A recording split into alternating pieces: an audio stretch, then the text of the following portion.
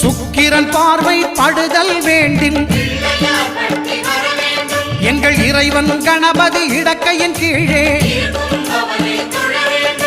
சுக்கிரன் பார்வை படுதல் வேண்டின் எங்கள் இறைவன் கணபதி இடக்கையின் கீழே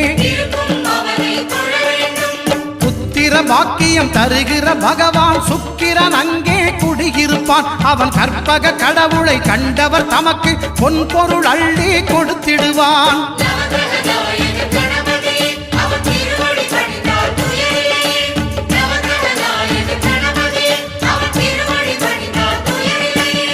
ஒன்பது கோளும் ஒன்றாய் காண அங்கு கற்பகம் என்னும் கடவுளின் மெய்யில்